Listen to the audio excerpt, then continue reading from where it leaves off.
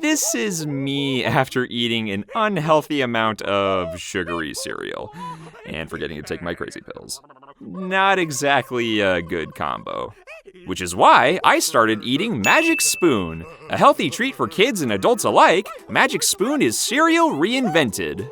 The adult and inner child in you will love these tasty, never boring flavors you won't believe are actually good for you. 0 grams of sugar, 13 to 14 grams of protein, and only 4 net grams of carbs and 140 calories per serving.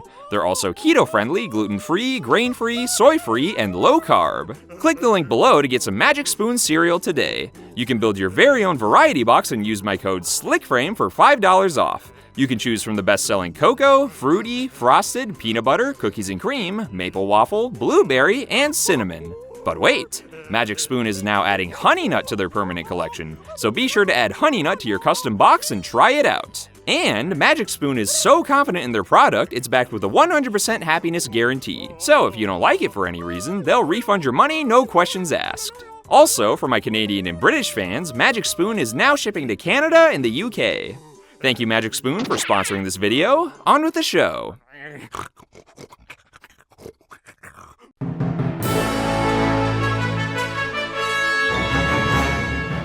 Hello everybody, SlickFrame James here. Welcome to the review for Sonic the Hedgehog 2, the movie. Today I'm joined by 2 friends of mine. Today I have DoJayMi. Hello! And MarioKartGamerDude, aka Bryan. Hey everyone, MarioKartGamerDude here. What's up? The ceiling's up. Oh, brother. Oh, God. Oh, we're off to a great start. Oh, yeah. Today we are here to talk about the brand new Sonic the Hedgehog 2 movie. It came out last week. I saw it almost exactly a week ago. I actually got to see it on Wednesday of the week that it came out. And yeah, it's just a big deal. I know this is mostly like a Mario-themed or Nintendo-themed channel, but I just thought it'd be fun for us to talk about it. What we're going to be doing is the first few minutes are going to be spoiler-free, but then the rest of it, just no rules. We're just going to go full on into spoiler mode. So we'll be sure to warn you guys before we go into spoilers. But first off, I'll go first with talking about my overall thoughts on the movie without spoiling anything. I thought the movie was good. I didn't love it, but I will say it is definitely a step up from the first movie. More Sonic characters in it was a great touch. I still think a Sonic movie would be best if it were fully animated, but on the whole, yeah, I had a good time. I had a big goofy smile on my face pretty much from the beginning. Even with some of the issues I had a good time. So yeah, I'm looking forward to the third one. So, unlike our ringleader here, I got to go see it this Saturday with my siblings, my 2 brothers and my 3 sisters, along with my wife, and we were able to go see it in the theater, and I just had the giddiest smile on my face from start to finish. It was an absolute delight to watch, especially when you grew up as a Sonic fan like we did. It was so fun to see the little tidbits and little Easter eggs they just threw in for the fun of it, and I just had a blast from start to finish. All right, very cool. And what about you, Bryan? Well, I got to see it on the 8th. It came out of my theaters on the 8th. And when I went with my cousins, as a big Sonic fan, I just loved it.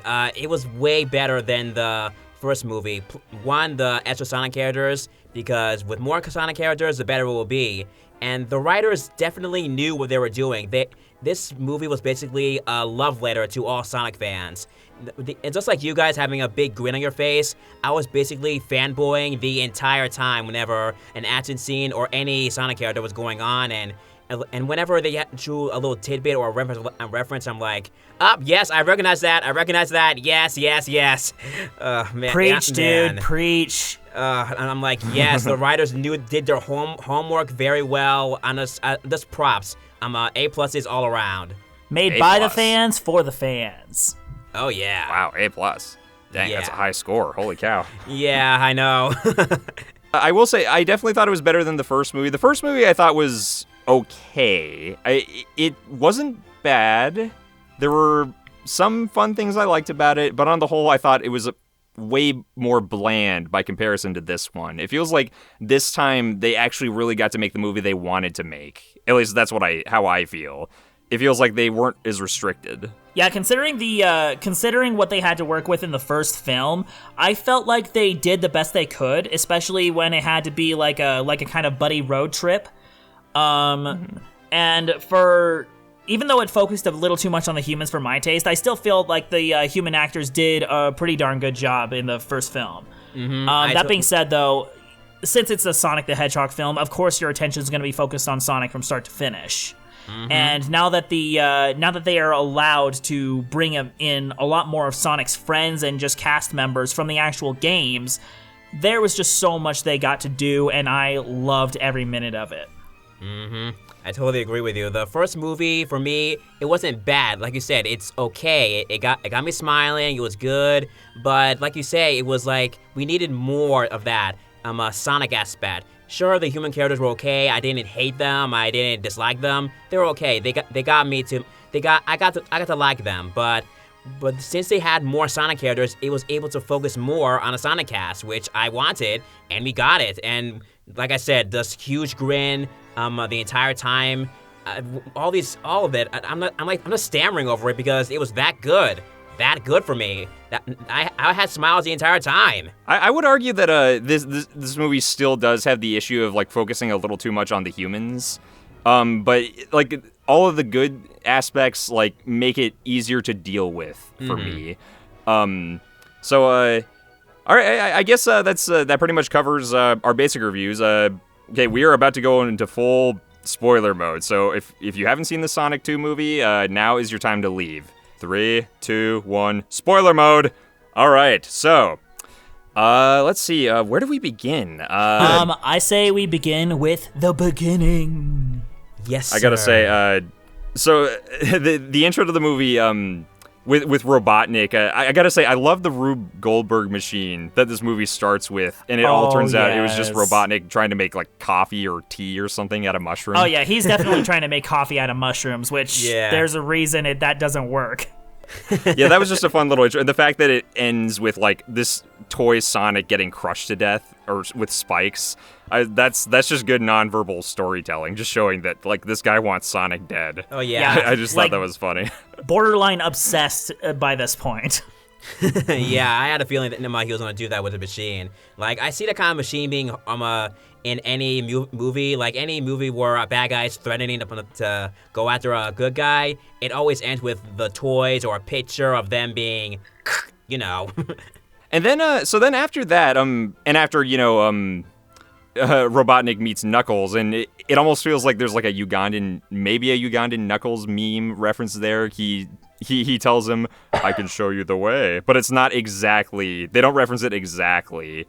You know what? I could sort of see that reference there. It's very cleverly hidden if that's the case, if that was intentional. I did kind of want Knuckles to say that, but we all expected like he might say it, since, some memes are always around. Like they have the Sonic meme, so I was expecting that they would know about the "Do you know the way?" meme. I wanted to hear that in Knuckles' accent, but I can set that reference at least. So then moving on, then there's we get this opening scene with Sonic, trying to be a hero and reestablishing where he is in his life right now with his two parents. And I gotta say, the scenes with the humans kind of irked me a bit in the first movie, in that I was kind of bored. But I will say the opening with Sonic being in this new home and him tricking his father figure with the fake him and the boombox while he was in Seattle. I thought that was pretty funny. It was very obvious that he was trying to pull the wool over his eyes, and it's like,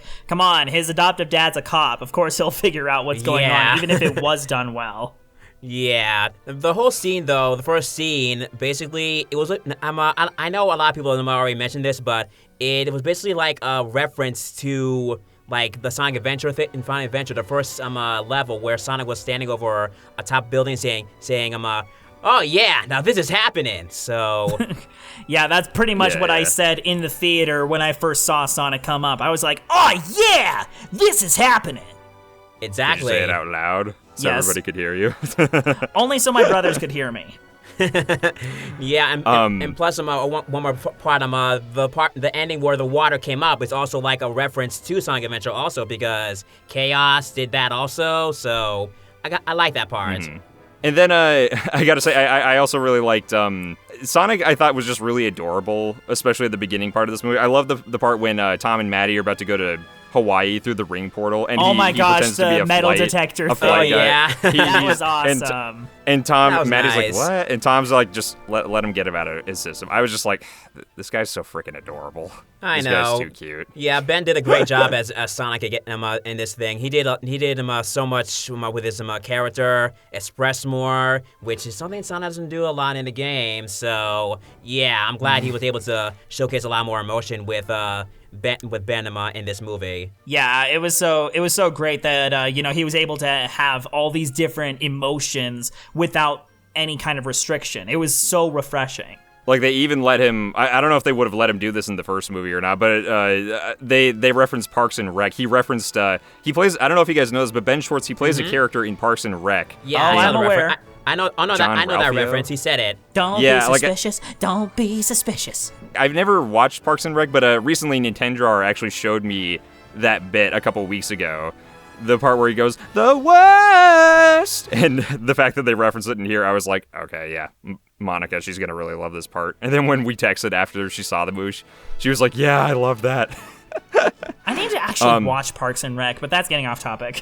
Robotnik comes in with Knuckles, and well, you forgot to mention that Sonic has a party for one and the dog while the parents are gone in classic teenager fashion.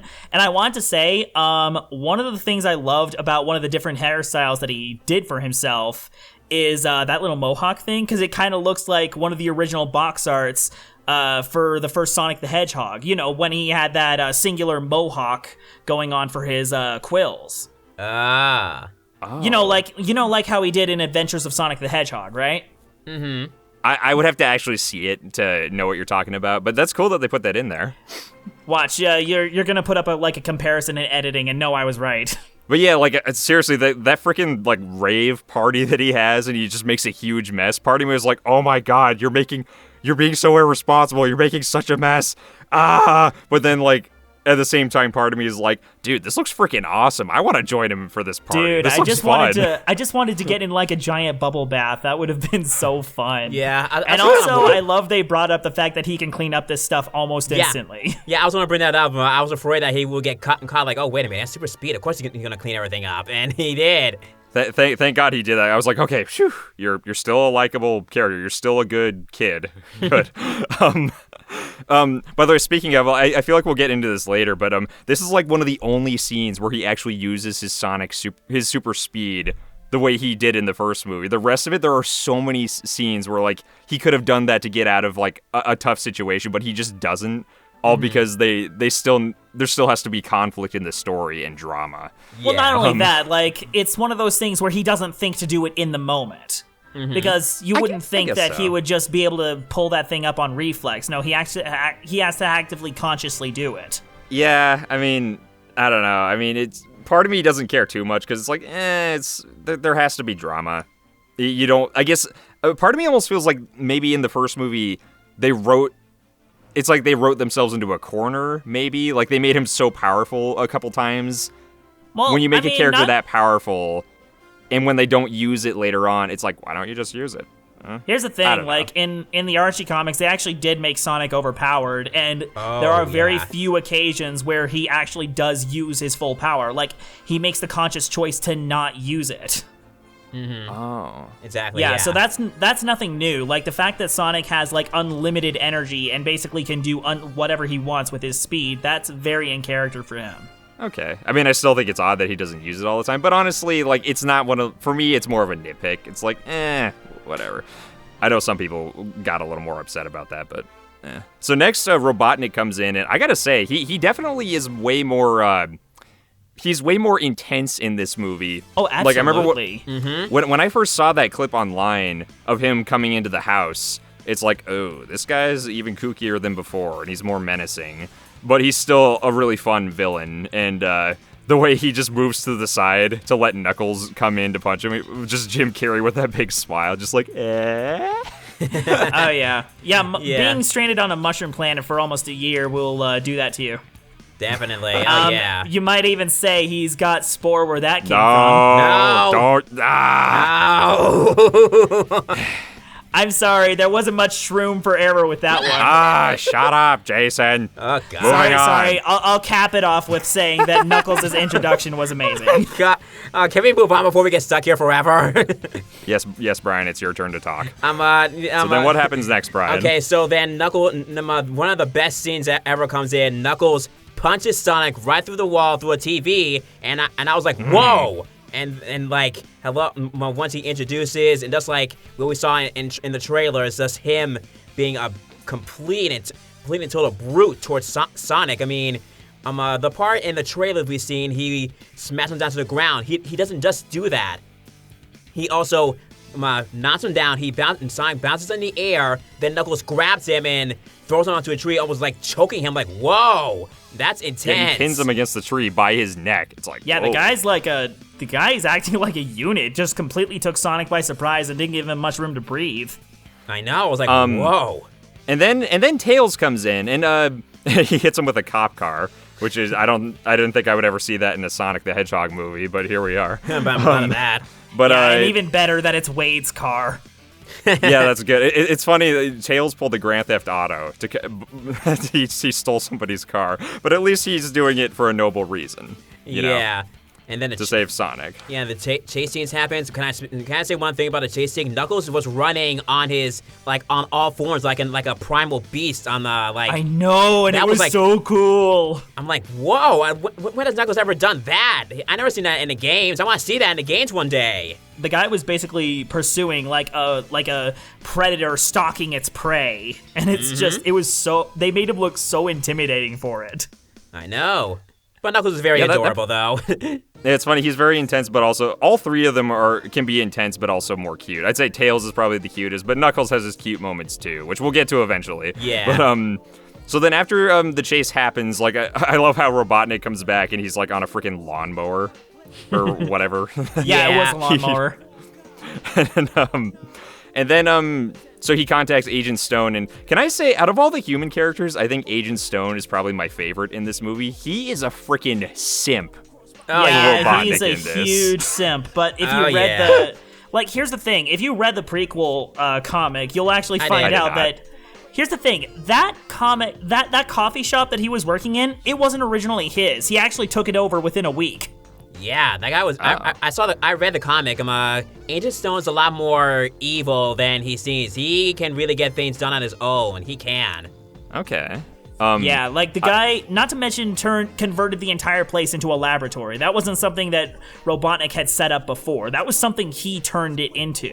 Mm-hmm. So this guy's more like Snively from Sat AM than but we competent. realize. He's way more Snively but competent.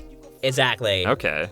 But I just gotta say, like, just him, the fact that when he found out that Robotnik's back and he's just, right before he comes in, he's just standing there just so excited, like he's about to see, like, a girlfriend or boyfriend that he hasn't seen in a long time, or it's just... that guy just practically worships the ground that Robotnik works on. Mm-hmm. He's like Smithers with Mr. Burns or something like that. Then Robotnik and Knuckles, they start to pair up, and this is actually one of Nintendrar's favorite moments in this. The part when they bring back the floss, Jim Carrey flosses, it's not Sonic this time, and he says, "If you don't know how to floss, you'll be lost without me." What did you guys think of them bringing back the floss? Because I felt like that was almost like a troll move, because so many people complained about the floss in the first movie. Honestly, like, it worked. It worked. Also, the bit where Knuckles was thinking that Eggman was going to attack him with the badniks, and he was like, "Oh, they are stairs."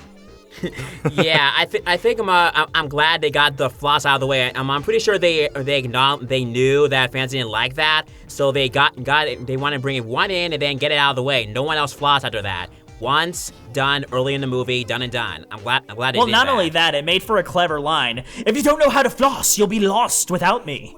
Sonic and Tails, they go to Wade's garage and they get this. Out of Sonic's map, did they explain how the hologram of Longclaw came out of the map? I think it was when Sonic interacted with, like, the emerald on it.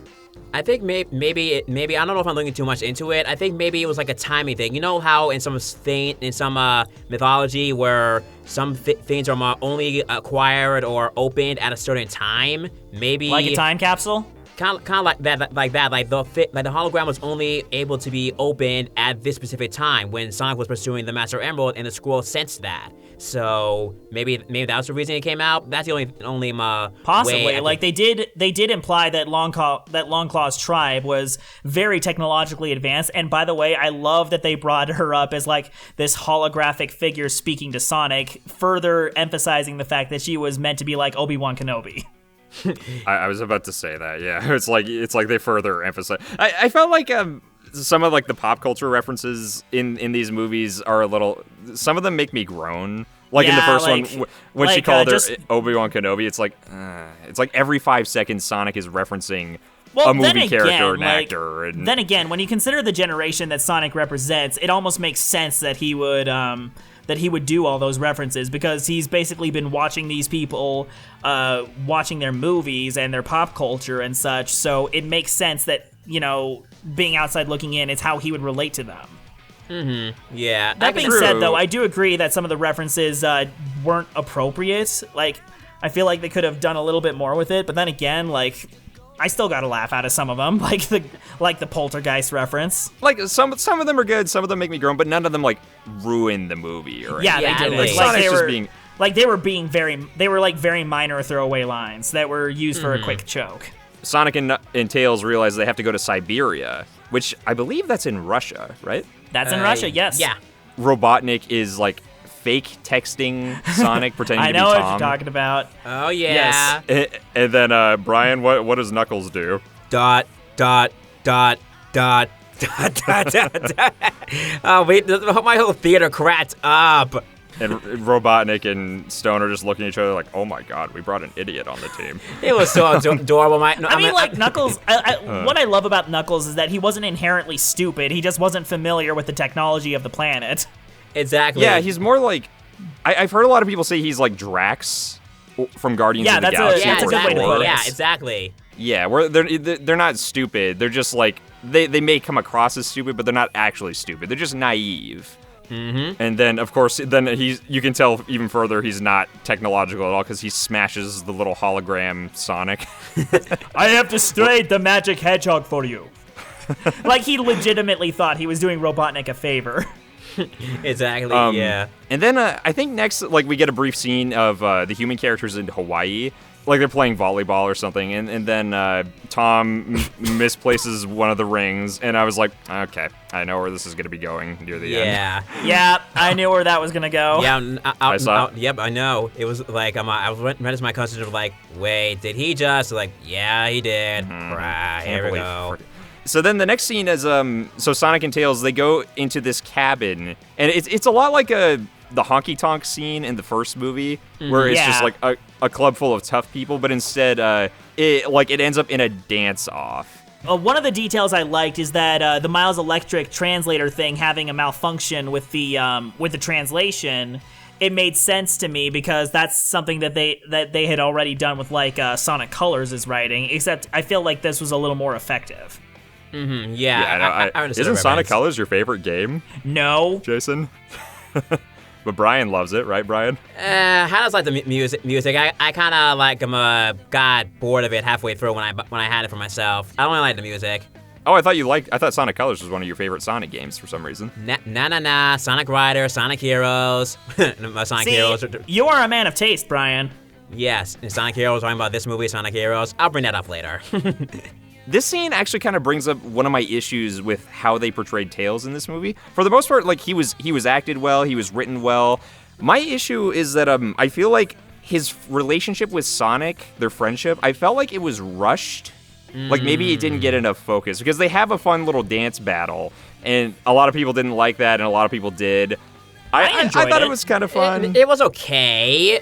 Well, since you touched on the rush part, I kind of somewhat agree because, one, we didn't bring up Tails does mention that he get bullied because of his tails, but I do feel like the friendship rushed a little bit. Like, Sonic's already calling him his friend. Of course, he could just be being nice, but it does feel like they got into the best friend buddy thing already super fast, and... Well, considering it's Sonic, like, it kind of makes sense, especially when you consider the fact that he was actually kind of starving for an entourage at the time.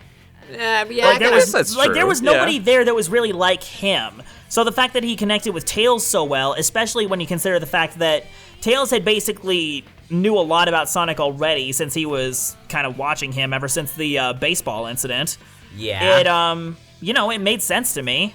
Yeah. And the fact that they clicked so well, especially like when Sonic turned the dance party on its head, I think that was a good like defining moment for their friendship, because before Tails was just a tag along, somebody who helped Sonic out of a jam, and then Sonic just invited with him. Yeah, like I said, it wasn't like a big, huge issue for me. I forgave it because of how cute it was, their interaction. So I forgave it after that. I was like, nah, it's okay. I love how they are. Honestly, the scene with Sonic giving Tails a blanket and then Tails using his tails to blanket Sonic, I thought that was adorable. My heart melted. I actually cried out a little bit. Like that was so sweet. My whole theater, that's my heart melt. It was. Just seeing Tails by the fire at all at first. He looked like a dog or a cat resting by the fire, and I was like, oh, he's so cute. I mean, but then like the two tails foxes coming out, it's like, oh. Foxes are canines. That makes sense.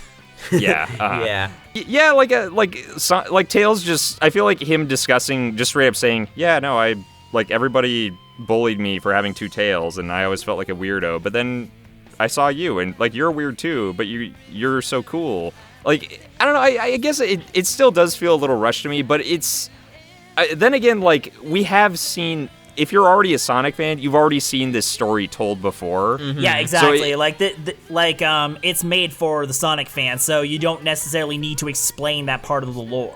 Yeah. I think maybe, there are one or two other scenes that we'll get to later that I think they should have shortened, that could have allowed for more time here.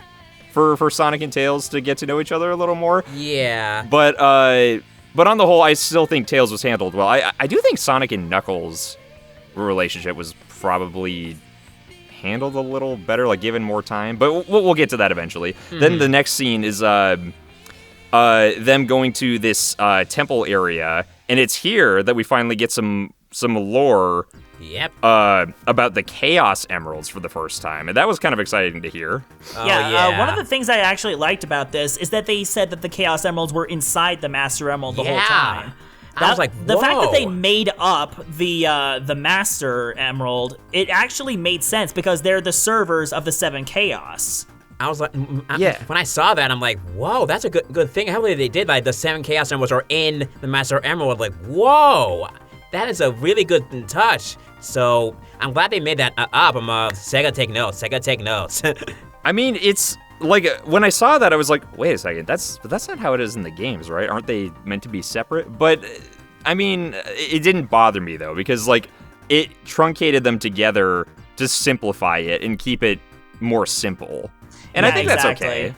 Mm-hmm. I mean, you could have easily done a globetrotting adventure where it was about, like, collecting the 7 emeralds that were hidden, but I liked this better because it helped streamline it a little. Like, kind of like a Dragon Ball or, like, Avengers Infinity War, going to get all the stones. Yeah, I think that's one of the reasons why they focused on the Master Emerald instead, because that trope had been done before in recent memory.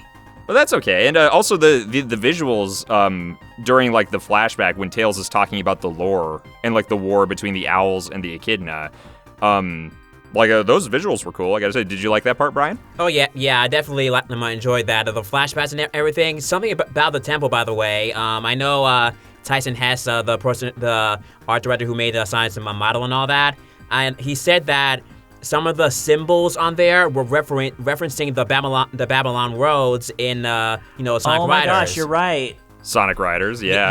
I saw that. Yeah, he said there was supposed to be a reference to that. So I'm like, whoa. So we got some Babylon roads. I mean, technically they are, in that universe. So technically they're in there. So like, wow. Yeah, maybe. I'm curious to see what they would do with that if they ever got the chance to bring him in. But for reasons we will discuss later. That being said, I really liked the visual they had of actually the Master Emerald's power being used for real. Because it was always just sitting there in like the past Sonic games, or being used as a power source, or just being used to deactivate the Chaos Emeralds. So having it actually be used offensively, besides that one time in Sonic 3 and Knuckles where Mecha Sonic absorbed its energy, it was actually really good. Yeah, it was interesting to see that like you have like these two tribes that have different ideologies and different ideas of how to handle such power. It's like, people are always so divided on these things. So I think a story like that is kind of interesting to bring up. And the way it kind of comes full circle near the end, which we will get to later. So then Robotnik and Knuckles show up, and then we get a cool snowboarding scene, and Sonic Adventure. Yeah, like the first thing I think of is Sonic Adventure, but I know there was also snowboarding in Sonic 3. Yeah, Ice Cap Zone. That's immediately what I was thinking of. And I am so disappointed that they didn't use the Ice Cap Zone music for the chase scene. Like, you could have easily orchestrated it up to make it more like a chase scene. I do wish we got more Sonic music. I don't know if that's the topic we'll talk about later, but I'm saying real quick, I wish we got more Sonic music. That's all I gotta say. Oh no, let's go into it right now, because I think that's something almost everybody can agree with. We wish there were more, at least little references, if not more full-on tracks from Sonic games in these movies. Oh, absolutely, for sure. Yeah, I know a lot of people want I would have lost my 40. mind if we got like I would have lost my mind if we got like like I said, Ice Cap Zone for the snowboarding scene, or even like something I don't know, like that track that plays when the avalanche happens in Sonic Adventure. Yeah, like Pumpkin Hill, like we hear a little bit of Green Hill Zone later on in the movie, and that's like once, well actually twice, but still we use that. Why not get the other stuff? If we can get that. You know what I would have loved to seen? I would have loved to hear Knuckles' theme from Sonic 3 when he first appears to fight Sonic. Yeah, like a remix, a small little, even not full-on theme, just a little small like remix of that we can hear in the background. Like that, I would be okay with that. It's something. So then the snowboarding scene is cool, and we get another fun slow-mo scene of Sonic dodging the lasers, which was cool. Yeah. I can't remember what that song is that plays, but we get a brief scene where Knuckles talks about his backstory and explains that apparently Sonic's owl mom and his entire tribe, apparently they all killed each other that day because none of them came home. It's like, dang. Yep, that was bad. Also, we got Baby Knuckles. Yep. You can actually see here that Knuckles is just a little bit older than Sonic in this one. Mm-hmm. Yeah, like you can see where Sonic was like, I don't know, 4 or 8 years old. Knuckles was pushing closer to like his tweens or something. Mm-hmm. It's funny that they call him Baby Sonic in the first movie, but he's not actually. I feel like they just called him Baby Sonic because that's a more marketable name. It's like, buy these Baby Sonic plushes or keychains or whatever. It's like, no, he can talk. Babies can't talk. He's like 4 or something. Yeah. There's a brief moment where like they kind of have a brief understanding of each other, like we both lost a lot that day. And I gotta say, one of my predictions for this movie was that maybe there'd be some. I feel like a popular thing to do in kids' movies and shows these days is to have a lesson on prejudice. And I feel like I honestly thought there would be like a moment where Sonic recognizes Knuckles from his tribe and having like a grudge against him for that very reason. But I didn't see any of that, so I'm like, dude, props for like not going down that easy road. I mean, I would have been okay if they did that, but at the same time, like I think it's also probably kind of inspiring that Sonic is so easygoing and he doesn't hold a grudge. Like, I think there's something to respect about that.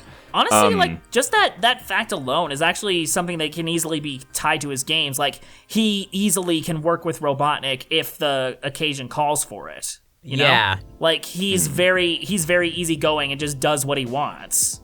Free spirit, yeah. Yeah, exactly. So then, so Bryan, then what happens next? What happens with the wedding? Okay, so Tails gets hurt and knocked out by Eggman's Robos, and then Sonic takes him away with Robos.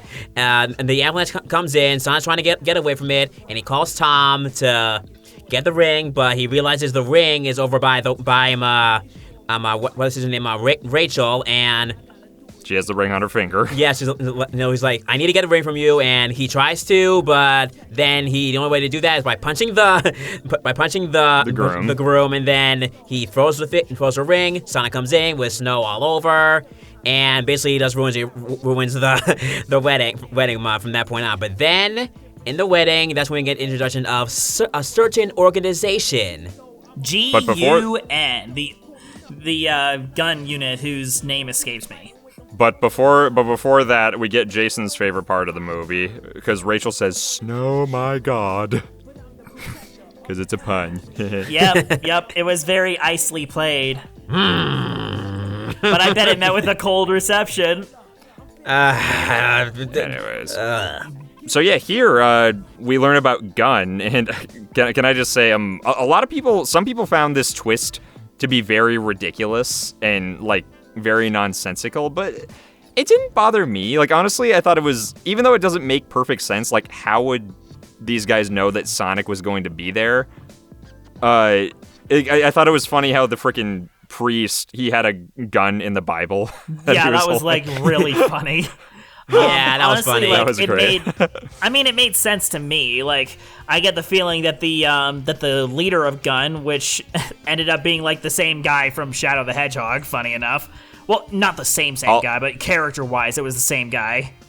I imagine he would have guessed that. Okay, these guys are not being forward with us, so we're gonna figure out how to get close to them and see if we can lure Sonic over, which it wouldn't have worked had it not been for that warp ring. Yeah, like I know people were thinking that the wedding scene was a little bit too much, but and I know they didn't like how Gun was introduced that way, but it kind of worked in a way because they kind of had a feeling that something was up with that family, so they had to figure out a way to get into that family and figure out how to, infiltrate them from the inside. So why not do a wedding? I mean, I'm pretty sure they weren't planning to reveal themselves in that way. I'm pretty sure maybe like later down the line, if it went normally, we would find out later on maybe. But because of that thing, they had to reveal themselves. So like you said, happy accident. Yeah, it made sense. So I forgave it. I was okay with it. I liked it. Like, oh, so here we go. Yeah, it didn't bother me because, like, so here's my take on. So, and now what comes up next, what we're going to discuss next, this is one of the things that most people agree should have been either shortened or just taken out of the movie. Before we talk about it, though, I want to say, like, the way that I view most of the human characters in these Sonic movies is, I feel like the way they act, the way that this human world works, it almost feels like these humans belong in like a Nickelodeon or Disney Channel live action sitcom. These characters act very silly a lot of the time, and like there's a lot of like goofy antics, and the logic doesn't always make sense. I mean, does it need to? No, exactly. Because we as humans are not always logical. That's the thing. You have to be able to write for the kind of chaotic nature that we as humans have. Yeah, you have to think about how we would act in a scene like this. I mean, will we act a little more logical or competent? Maybe, but it all depends. I mean, but now me describing it that way, I'm not saying that that's a negative necessarily. That's just like the vibe that I get. And this next scene sort of feels that way. So next up, Rachel and Maddie. Now Rachel, I will say she is definitely funnier in this movie for sure, because she didn't get much time in the last one. Well, here's the thing: like it portrayed her as a very over the top and kind of chaotic character in the first film. Like she would have been very willing to, and understandably so, would have sold out her brother-in-law. But I thought her reaction was very hilarious when it came to like confronting her would-be husband. Yeah, it was funny. I just feel like that whole sequence could have been shortened, because it felt like it ran on for a bit too long. It feels the scene where like Maddie and Rachel go to rescue the guys, like I thought that was fine, but then that additional part where she goes and stands up to her groom and confronts her and then fights the Olive Garden dude from Shadow the Hedgehog. Like, while it was funny seeing her drive on the go-kart and then cause the explosion and stuff, and shoot the cake, that was funny. I will say that. Yeah, shooting the cake, that was a very nice way to prove a point. Yeah, that whole scene, like, I get why they put that scene in there, because, like, they wanted her to, like, kind of have a happy ending for this movie, to show, like, oh, it's not like the first movie where everything's just going wrong for her. Like, I get that. That's totally fine. So I wish they didn't dwell too much on having Maddie, like, face off against the gun units and again, like, I felt like it dragged on too long. Yeah, I mean, apparently Tika Sumpter wanted a bigger role in this movie, which I can understand. That makes sense. I mean, like, I like that they gave her stuff to do. I just felt like it was a bit too much. But then when the scene finally ends, things finally get back on track, and I will emphasize again, even though, like, I don't think any of the humans in this are bad actors at all. They all do a good job, I think. Not. Absolutely even not. Though it's Definitely. It's like when you go to see a Muppet movie, you don't go to see the humans most of the time. You go there to see the Muppets. And with a Sonic movie, I go to see the Sonic characters. And as long as the humans are there and they don't interfere too much, I'm okay with them. But this is why I still think I would prefer a fully animated Sonic movie. Because then, like, I feel like if they put humans in it that way, I don't know, maybe they'll mesh better with the video game characters? I don't know. I don't know, because despite being more faithful to the Sonic characters, they still manage to fit in, even if they stand out. Because this is not the first time that Sonic has interacted with humans before. In fact, it goes all the way back to, like, the first OVA film that they did. Because Sonic did interact with human-like characters in that film, and he didn't stand out that much. Yeah, but it was all animated, though. And same with Sonic X. Even then, in Sonic X, they still made it work. They did the same thing, like in the Sonic film, where they introduced Sonic as, like, a foreign alien, and he still managed to work with them very competently. And I was about to say, the Sonic ads, it worked well in there. The humans were likable. They made sense, and they kind of had a little backstory about how their planet and Sonic's planet were once the same near the end, and it worked well. Of course, Chris was a little bit annoying, but it worked well. Like I said, the humans aren't bad, and I could work around with them, and I don't hate them. I just wish maybe push a little down less, but not too much. I don't know. Like, the few episodes I have seen of Sonic X, like, I feel like Chris was in it a little too much. Chris Thorndike. Apparently, a lot of people really do not like that character, from what I've heard, at least. You might even say that everybody hates Chris. Anyway, move fast. Chris was a little too much. He filled up a lot of scenes for character. Whenever they adapted episodes of Sonic X from the games, Chris filled the role of a character, and it like annoyed people. And then near the end of the third season, he kind of was a little ugh. So yeah, I can understand that. But we're moving off topic on that one. So then after this, that incredibly long scene that probably should have been a deleted scene.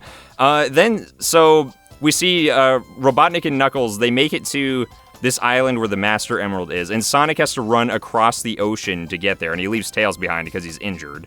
And this is another one of those moments where I feel like his super speed could have gotten him past that a lot easier, but I don't know, because the ocean is, like, really intense, because, like, even characters with powers can still have a little trouble with it. I mean, if you've seen Frozen 2, they do, like, a similar scene where they have the main character try to run across the waves, and those things are just chaotic, unpredictable. Plus, have you ever tried to see something, like, run across water? Like, it's, the physics of it just are very hard to work with. I mean, I guess that's true. I mean, again, like, this is one of those things where, like, part of me feels like it's a nitpick, but then part of me also doesn't care too much, because if he could just run across it easily, there would be no tension and no drama. Plus, the guy had to go through, like, several nautical miles just to get to where the beam of light was. Yeah, I mean, the speed logic and all that, I will always bring it up when I notice something, but again, I don't think there's any sense in overthinking it too much. So then, they get there, so he gets there, and it's pretty much like an Indiana Jones temple but way bigger, and it's meant to be a labyrinth zone from the first game, right? Not just the labyrinth zone, but I like how they included the oceans, like little tidbits of the Ocean City zone, the Mystic Ruins, Angel Island. It's all these neat little places packed together into one place, and I especially love how Sonic enters through like a series of water slides, just like in the Lost Labyrinth. Yeah. I was like, oh, I recognize that. See what I tell ya. Yeah, I didn't notice that at first, but then I thought back and I'm like, oh yeah, that is how he entered that level. You know, it's actually funny because there was actually this moment where my brother Jared, he thought that it was meant to be the marble zone, and I'm like, no, dude, that's the lava zone from the first game. So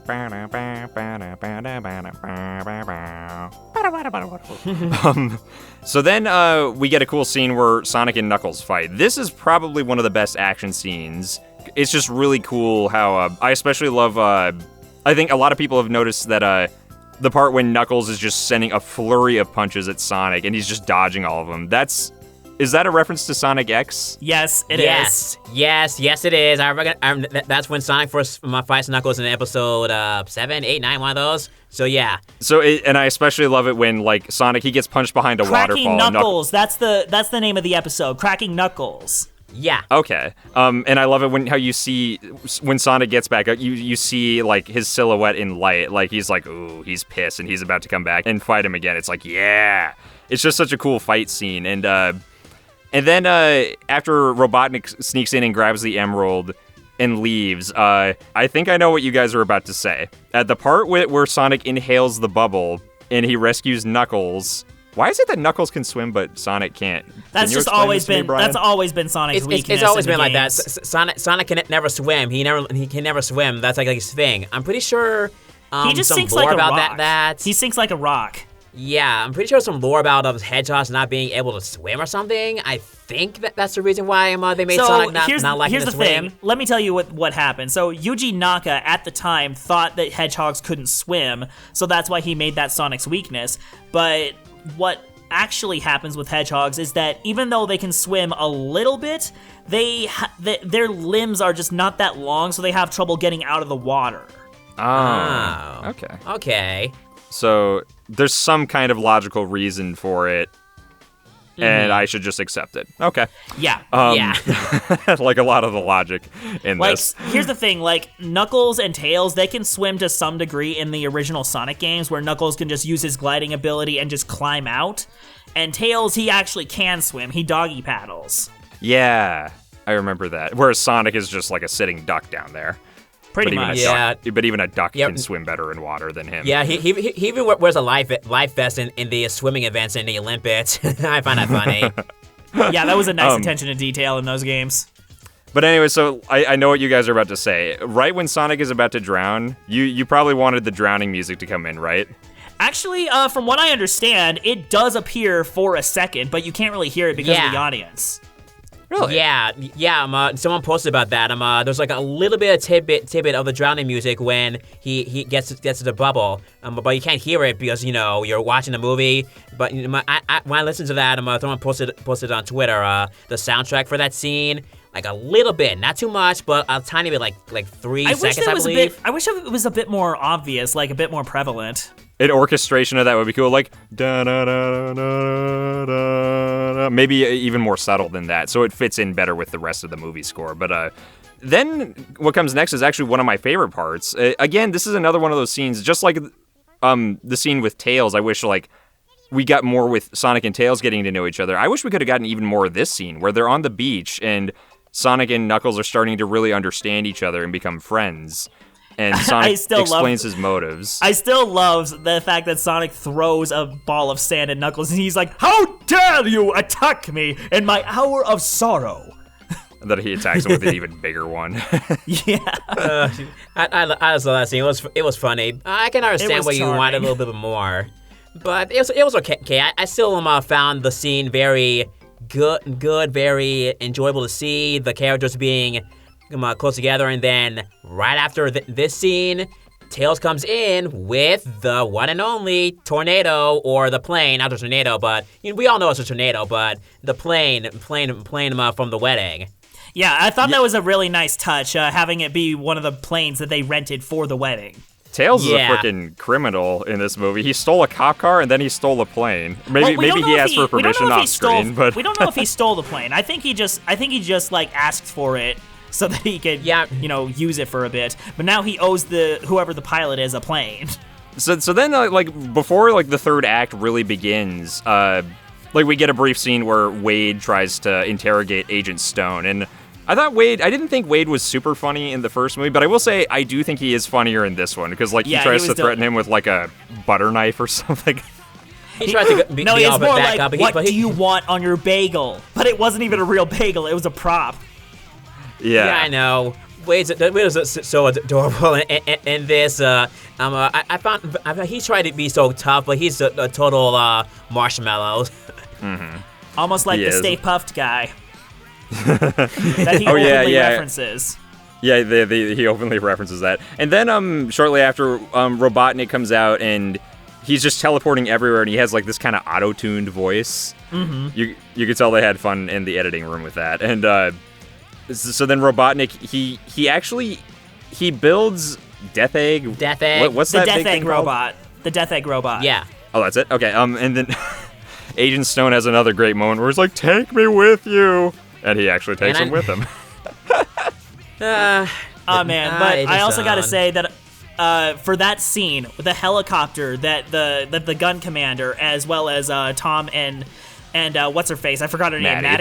Maddie? Okay. Yeah. Where Tom and Maddie come out, that's the same helicopter from Sonic Adventure 2's City Escape. And it even has the label SA2 on the helicopter. A nice little nod to what's about to come next. I know, I saw that, and I was like, ooh, foreshadowing. Foreshadowing. Shadowing. Pun not intended. I did not intend that, I swear. I'm turning into this guy.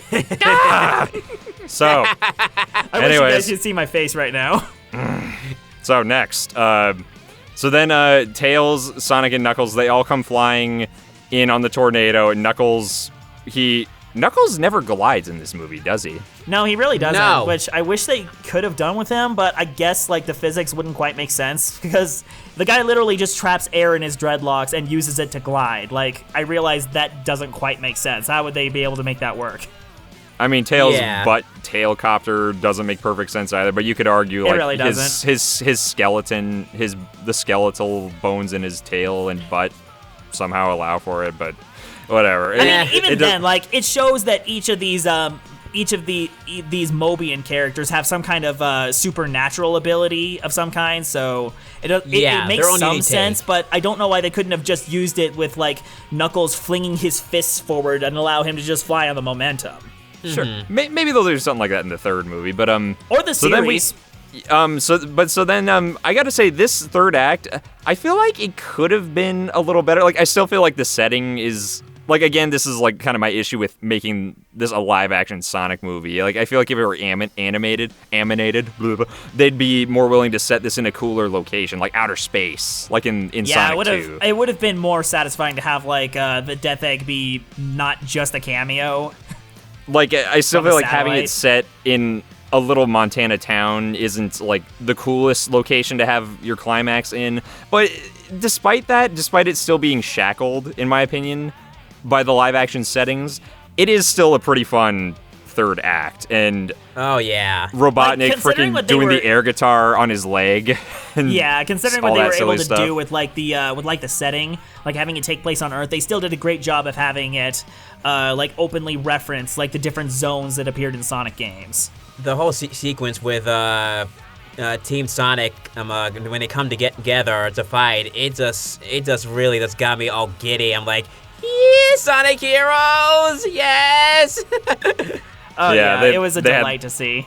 They had their little Avengers shot where they stand there and Sonic's like, this is our moment. It's like, yeah, and even the camera even goes around them in a circle, just like the Avengers, when they start fighting the robots. And Knuckles is like, go for the groin. Stop saying groin. And Wait, then Sonic I'm says, the groin. Sonic says, I'm the groin. I'm just like, okay, they could have phrased that a little better, but that's probably what they were going for because they know how awkward Knuckles can be.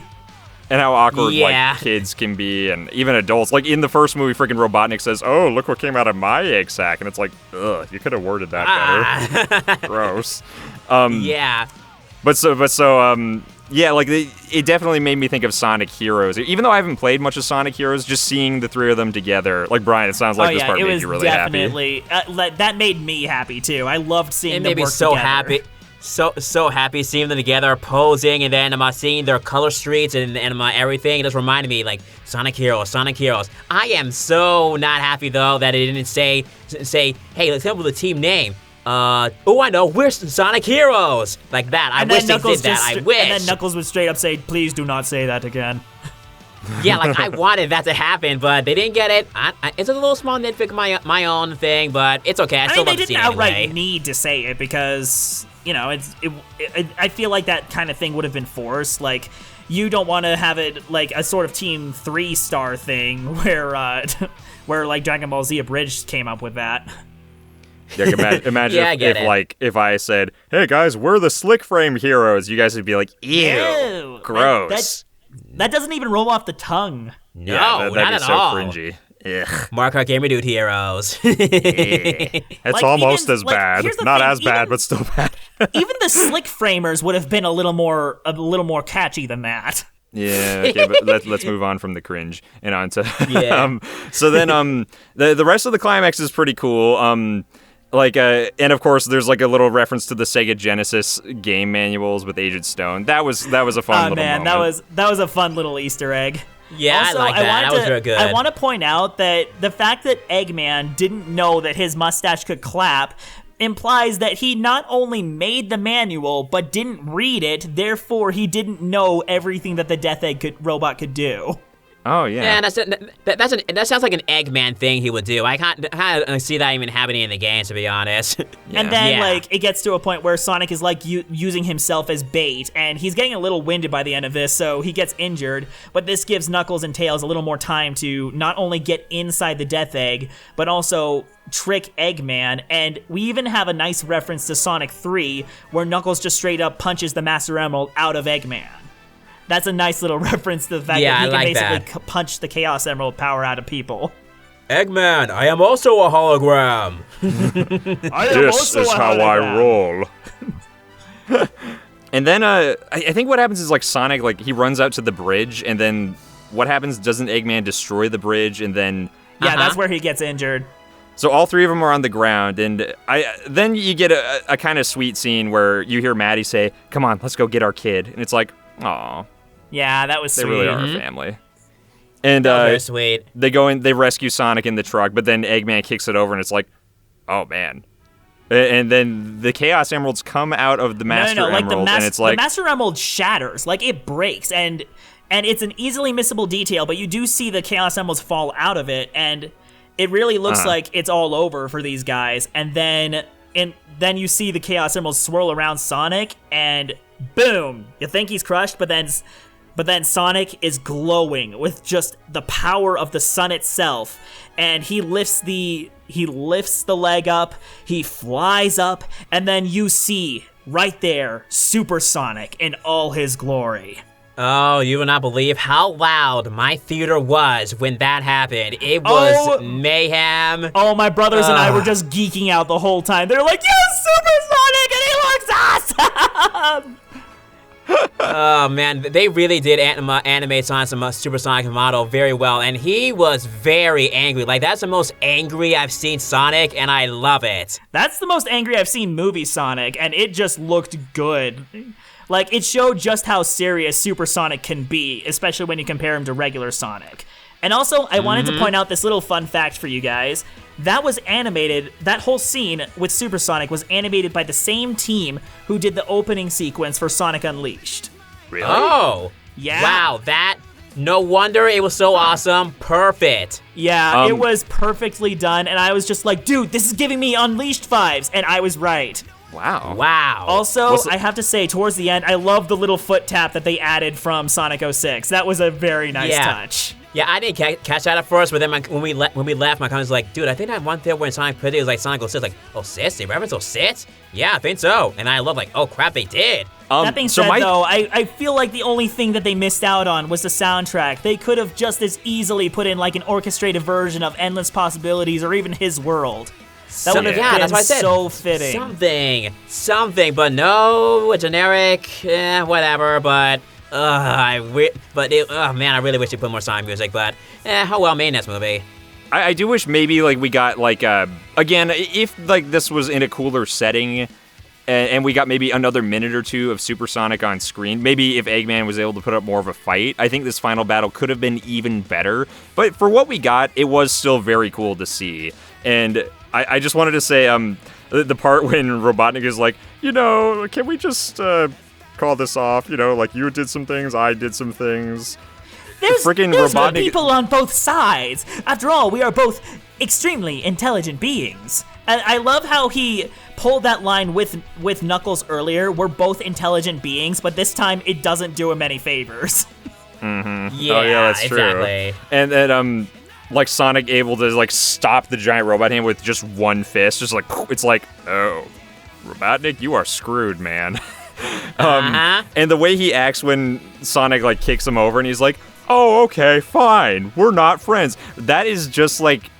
It reminds me, I've never experienced this myself, but the way he's acting, it's like if you try to make friends with somebody and then you find out they're a huge jerk or like really toxic or they have a lot of issues, and then they try to like make up excuses for why they're being that way, and then when you are like, screw you, I'm done with you, they're like, okay, fine, we're not friends, bye, you suck, I'm not at fault at all, later, hater. It's like, dude, you are full of crap. Go away. Honestly, that felt incredibly fitting. Yeah. And I think that's the first time I've ever seen Sonic like straight up almost kill Eggman. Like if it turns out he died from that, that's the first time I've ever seen Sonic kill Eggman. I'm sure he's done it in some of the comics, right? Technically, no, because in the comics, the Eggman actually, or I should say Robotnik, actually died because of his own machine.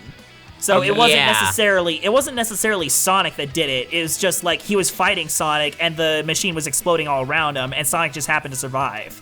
I asked that because like it seems like from what I've seen, like usually Sonic begrudgingly rescues Eggman before he ever dies, even if Eggman's trying to kill him. He's kind of like, he seems like he does the Batman thing where it's like, no, I'm not gonna kill you. You're a jerk, but I'm still gonna save you. But here, he doesn't even try to rescue him. I have to say, the most hilarious time where he rescued Eggman, and it wasn't even Eggman. It was like an Arabic version of him called King Shahryar, where this eagle was just about to drop him over a cliff, and Sonic was just like crossing his arms, and he just stuck his foot out and just caught him by the clothes, and it was just so funny to me. I love that visual. In Secret Rings. Yeah, in Secret Rings. Yeah. That was the first Sonic game I ever owned. You did not start strong, dude. No, I didn't. Nope. Yeah, Black Knight was much better by default. So then we get a really funny scene where Sonic like he does a chili dog joke that was wonderful, and can I actually make a comment about that? Can I make a comment about that? So I feel like they were going to be referencing the Fleetway version of Super Sonic, where basically whenever Sonic went super, it actually drove him crazy, and he would turn into like a murderous psychopath. And he was even holding up his hand like he was going to call down a storm, but then he just summons a chili dog, and I'm like, okay, that's clever. That was like the goofiest expression I've ever seen on Super Sonic, and it just worked so well. And Knuckles is just like, okay, he is the same Sonic you once knew. Yes. That was a great, just a good chili dog moment is a good way to, set the mood, I think. Mm-hmm. So then, Bryan, what happened with the Chaos Emeralds? Did they disperse, or are they back inside the Master Emerald? So they dispersed. They dispersed. They dispersed. Knuckles was stored in Master Emerald, but the Chaos Emeralds are no longer inside of it. The Chaos Emeralds were sent away. Who knows where they are? I'm pretty sure we'll find out later on. Speaking of restoring the Master Emerald, I like that that's a little callback to the adventure games where Knuckles can just gather the shards of the Master Emerald and just restore it. That's a nice. That was a nice little reference there. So even though they're dispersed and they're who knows where, like the Emerald still has power, but I thought the Chaos Emeralds were powering the Master Emerald? I'm confused. So yes, but now the Master Emerald is basically what ties all of them together. So there are 7 servers, that's the Chaos Emeralds, and then the Master Emerald is what links them all together. It basically can turn their power off if need to. Oh, yeah. Okay. So to wrap things up here, then we get a fun scene where they're playing baseball, and I think this is the best scene with Knuckles, where he says, "Yes, I have conquered the second base. Yes, I am having all of the fun." Mm-hmm. Yeah. This just makes me really want to see the Knuckles show even more now. He doesn't get the game at first. He's like, "Why am I angry at this ball?" And everyone's like telling him to loosen up. So he's about to like take Tails' fastball, but instead of using the bat, he just punches it, and it goes straight through the scoreboard. And it's very funny. He just gets a home run, and he's just like awkwardly having the time of his life. And then everyone's like, "Okay, let's get ice cream." And he's like, "I have made it to home base. What is ice cream?" Yeah, and then they bring up his grape fascination. He loves grapes, so he's like, "Does it have grapes in it?" Not usually. And I like that little attention to detail. Like Knuckles' favorite fruit is grapes. He just likes fruit. Yeah. Can I just say one thing? I like that. I just love how great Sonic, Tails, and Knuckles' relationship in this scene is. Like, they already just feel like a great great brotherhood. I mean, even Knuckles pits up Tails like an older brother would to his little sibling. I'm like, oh, that's sweet. That's very sweet. Yeah, I was like, you don't really see this sort of thing in the games because Tails and Knuckles don't really interact that kind of way. Yeah, I was like, that was cute. I wanted to see him that thing, and like, oh, that just sells the moment for me. I wanted to see something like that, and I got it. Perfect. It was just beautiful. And then like, there's the part where Sonic, he straight up calls Tom his dad. Man, that was very nice because that little fishing scene, Sonic did the casual trope of "you're not my dad," and then he accepts him as his dad at the end. I just wish there was a little more build up to that because Tom kind of got sidelined in this film.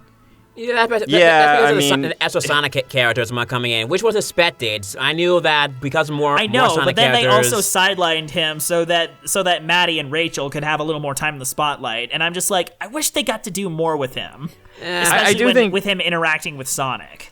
That's just like an issue I think I have with the movie overall. I wish like some characters got more attention and more development. Mm-hmm. Like I guess Tom is technically an example here, but at least he got the first movie. Much time in the first movie to build up to this. That's true. He did have a lot of screen time in the first movie, so I guess it evens out. So it's not that big a deal.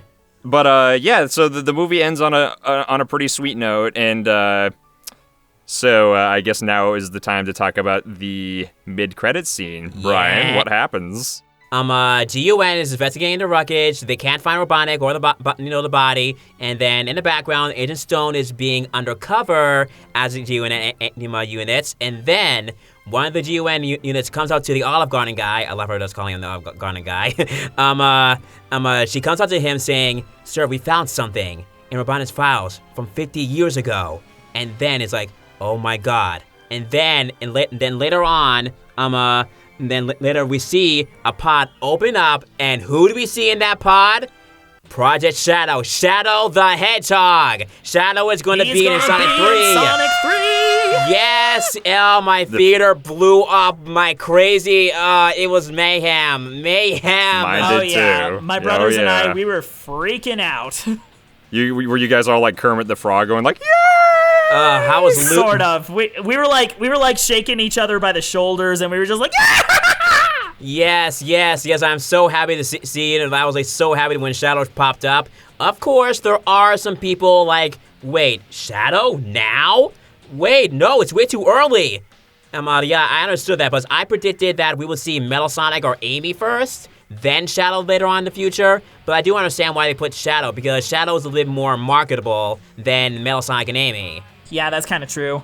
But that being said, I do like see the possibility of seeing Team Dark come into like Sonic 3, especially if you consider the fact that, Team Sonic has been formed. They need their rivals to show up. Yeah, That's true. Yeah, I definitely can see that happening because I have this one prediction. I was talking with my cousins that I predict maybe GUN might go around the other planets to investigate all the things that Sonic's been to. Then they run into Rouge the Bat and see her spy skills and then hire her.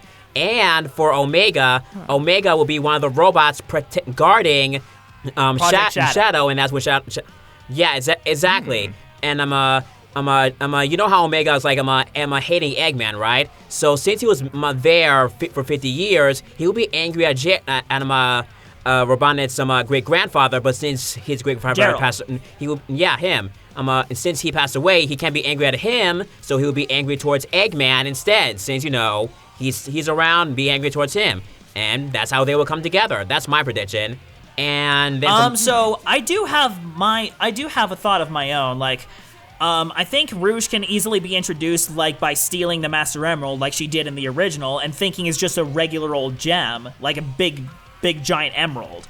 But then, of course, we get a moment with her having a conflict with Knuckles that may be touched upon during like the Knuckles series. But I was saying that. What if Rouge was in the Knuckles series? Yeah. As for Omega, I see this more being an occasion like, oh, what if we merged Omega and Metal Sonic's characters? Like, that was like the magnum opus that Robotnik was working on behind the scenes. Yeah, I kind of see that. Since we're touching on Sonic 3, you know how they can't find Robotnik's body. I discussed it with a friend that I predict maybe Robotnik will not be in the film like as a big villain, but at the end, at a post-credit scene, we would see him in an ancient lab somewhere far off, and he will be building Metal Sonic with Sonic's quill. That's another possibility, but it all depends on if Jim Carrey can be brought back into the film. Exactly. Because like if he does retire, it perfectly sets up Agent Stone to be the big major antagonist, which is good. But at the same time, if he does come back, then they could either have a conflict of interest or they could work together again. Yeah, exactly. It's like, I mean, I really do hope Jim Carrey does do at least one more movie. But, yeah, I almost wonder if, like, when he was working on this movie, he told the writers, hey, this could be my last one. You never know. So maybe they set up the ending this way on purpose. Yeah, to just keep it ambiguous. I think that was the smart thing, a really smart thing to do. Maybe. I just wanted to say, like, once Shadow was revealed, my theater went insane. And there was this mom sitting next to me throughout the entire movie. She brought her, I think, daughter to the movie with her little kid. And her kid was, like, making sounds throughout the movie. And luckily, I kept myself under control because I can't stand when people talk in movies. You would hate me then. And me. But after all the cheering happened, the mom leaned over to me and was like, who is that? And I was like, that's Shadow. And she was like, oh, okay. And there was even like a group of fans. There's a group of fans in front of me. They were all cheering and hugging each other, saying, like, yes, we made it. We avoided the spoilers. Yay, we saw it. And I was like, good for you guys. So, actually, I had an experience of my own where my brothers and I, we were making comments and pointing out, like, the references that we got throughout the entire film. And there was this family in front of us where there was this dad, and he brought his kids over. They were like 8, 9-ish, and they were enjoying the film just as much as we did. And after the film was over and after the credits scene were done, they turned around and said, we made the experience better. Like, they cheered when we cheered, and they loved our commentary on it. Ah, that's sweet. That's sweet. So yeah, so the fact that we made the experience better for them, I was just like, oh, that touches my heart. We're all just fellow geeks enjoying the same thing. Yep. So those what we got all that out of the way. What's next to talk about? Yeah, I think a Team Dark idea could be cool. I can't believe I didn't even think about that. But I do hope at least. I do hope in the third movie we at least get one female Sonic character, and so my guess is it'll be Amy or Rouge. If we get both, that would be awesome. Yeah, both would be ideal. But if they had to choose one, I would probably say Amy, because she's been around for longer. She was like the first female Sonic character. she's got seniority, so yeah, she has it makes seniority. sense to bring her in. It makes sense to bring her in. Yeah. And I wonder if she'll be, if they do bring her in, I wonder if she'll be as much of a fangirl, like obsessive fangirl for Sonic, because like they kind of toned that down recently, right? Yeah, they have. If anything, they might do their own thing. It makes sense that they do their own thing, like their own interpretation, where they might combine the best aspects of each version of her character, like the Boom variant, where she was very responsible, kind of taking charge whenever she needed to, but also the idea of her being a fangirl also kind of makes sense for her, because in that way she can kind of relate to Tails. Yeah, like you were right, listen, James. They have toned down her love for Sonic. Obsessiveness. Yeah, her obsessiveness over Sonic. They have toned her down like recently. It even made it seem like she doesn't like Sonic anymore, but she still does. It's shown in the IDW comments. But if they bring her in, I think maybe they might either I have one theory that she might build up a crush on him. Maybe she like accidentally run into him. Maybe like one day, I don't know, he goes through the world again and she runs into him and gets mixed up into the plot, and she builds up a crush on him. That way we get some of her character in. It just depends on whether. I do have another idea. What if she starts out as the fangirl who obsesses and worships over Sonic, but as she gets to know him a little better, she kind of tones it down a little, and she, I don't know, she gets more genuine feelings. Yeah, that could work. So start with the hero worship, actually go to a don't meet your heroes kind of thing, where she's like, okay, Sonic is not quite who I thought he was, but I still kind of like him. Yeah. Now that I understand him a little better. It all depends on what they're going to be doing. One real quick thing before we end things off. Who do you think will be voicing Shadow in Sonic 3? Who do you think? It could be anyone. So, let me tell you who I think would make sense logically speaking if we go with Hollywood. Keanu Reeves seems like the ideal choice. Oh yeah, a lot of people said him. If I were to go with my personal choice, doing what they did with Tails and bringing in Jason Griffith would be absolutely the best thing they could do. I really hope they do. Jason was the best Shadow. I mean, of course, David Humphrey's okay, and Kirk's doing an okay job too. But Jason, Kirk's not really Shadow to me. He doesn't play up like the inner depth that Shadow as a character has. He just plays up the edgy factor and makes him more humorous. Yeah, David and Jason both did voice Shadow very well in terms of his character. So if they brought in either one of them, Jason just because I grew up with him, so I would be much more with that. But if they brought in either one of him, I would be okay with that. And Keanu Reeves would be a great choice if Hollywood would choose him. Yeah, if we can't do the voice actors from the games, like Keanu Reeves makes the most sense. Because he's such a big name. Well, he's not just a big name, but he can also play a tough character that has a lot of heart. Okay. Like he can even play a character with a tragic backstory, and that's really the biggest selling point of Shadow. Oh yeah, it is one. That is true. Yeah. You just gotta wonder how much of Shadow's backstory they're gonna bring into the Sonic 3. Let's wait and see how they're gonna do that. I'm pretty sure they do a good job with it, but they really have done their homework with this movie, so I can guarantee you they're gonna do a lot of homework with the next one. We'll probably get a live-action Maria. Oh, flashback. That's my guess. That is a high possibility. Okay, hear me out. What if, since they really established that there's like an alien lore with Sonic, what if they brought in the Black Arms? They might. Oh. They might. I don't know if they're gonna touch on that. I think they might touch on that a little bit, but not go too in depth. It depends on the big finale of that. You gotta wonder: are they gonna do Super Sonic and Super Shadow against some other thing in Space Colony Arc, or I don't know. We just gotta wait and see. Hard to tell. I guess I'd have to biohazard a guess with that one. Of course, end it off with a pun. Of course you do. Of course you do. I don't even get what. Biohazard is one of the I think the boss name. Yeah, I think it's the boss name of the. No, I know that, but how does that work as a pun? I don't get it. Listen, it's called the final boss of Sonic Adventure 2 was called the Bio Lizard Biohazard, like Final Hazard. That's what it's called in the ending of the game. Yeah. I'm not even gonna try and understand. Okay, this spoiler review is done. We've been talking for way too long. But thank you for listening to us drone on for an hour about Sonic the Hedgehog 2. Well, it sounds like we all enjoyed it. I still do. I think I probably liked it the least out of the three of us, but I still definitely did have a great time with this, and I am really excited to see where they go next. I think we all are excited. Definitely. Yeah, if I were to give it like a final rating, it would be 9.5 donuts out of 10. Oh yeah, and my 9 out of 10 range, I would say. The first movie, I'd probably give a 2.5 or a 3 out of 5. Yeah. This one, I would give either a 3 or a 3.5 out of 5. I don't know. I think I'll have to see it again to give a more definitive rating. But yeah, definitely better than the first one. I'm definitely gonna see it yeah. again. I want to see if I can take my younger cousins to watch it with me. So yeah. Yeah, and it's one of those movies that I'm definitely gonna buy when it comes out. Yeah. Well, thank you for listening, everybody. Let's see. Jason, where can people find you? So you can find me on my Twitch and my DeviantArt and my Twitter. You can just easily look up DoJayMi and you will find me. Yeah, Bryan, where can people find you?